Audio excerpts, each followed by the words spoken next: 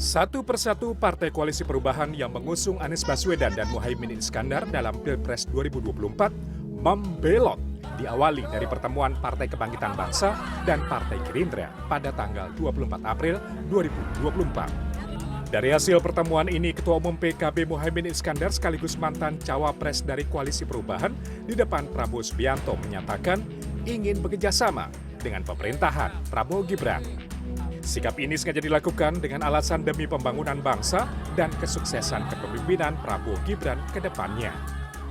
PKB dan Gerindra sebagai partai yang selama ini bekerja sama di parlemen maupun di eksekutif ingin terus bekerja sama lebih produktif lagi.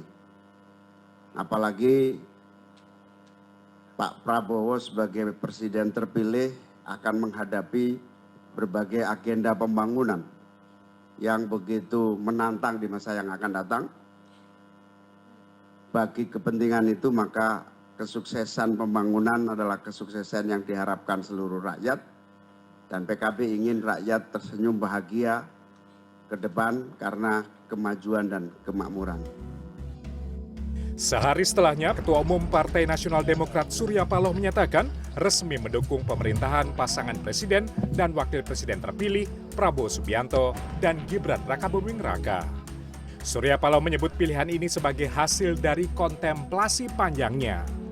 Karena sebelumnya, ia menyebut Nasdem siap di segala cuaca, yakni membuka kemungkinan menjadi oposisi.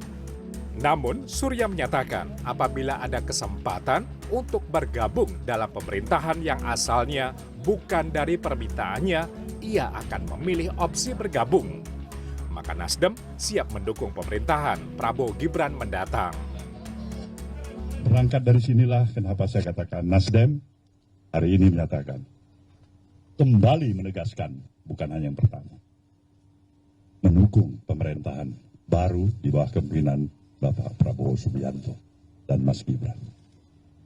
Kita tentu berharap agar jalannya administratif pemerintahan ke depan ini dengan dukungan yang diberikan oleh berbagai komponen dan seluruh kekuatan institusi partai-partai politik yang ada di negeri, insya Allah kita akan mampu memberikan sesuatu yang jauh lebih hebat dan berarti untuk tetap melihat Indonesia dengan optimisme ke depan.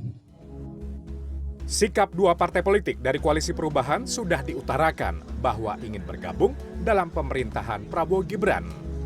Namun demikian, hanya Partai Keadilan Sejahtera belum juga menentukan sikap. Apakah memilih bergabung dengan pemerintahan atau menjadi oposisi. Presiden PKS pun menyatakan akan membawa sikap politik partai tersebut di Dewan Pimpinan Tingkat Pusat dalam waktu dekat. Masukan-masukan dari Pak Surya Paloh tadi sungguh sangat luar biasa, dan ini saya kira menjadi bahan masukan juga bagi kami di DPTP, Dewan Pimpinan Tingkat Pusat, karena itulah nanti akan memutuskan hal-hal strategis bagi kepentingan apakah akan mengambil koalisi atau oposisi. Jika PKS memilih jalan sebagai oposisi, maka hanya dua partai bersama PDI Perjuangan yang berada di luar pemerintahan sebagai check and balance kebijakan Prabowo Gibran ke depannya. Tim Liputan CNN Indonesia.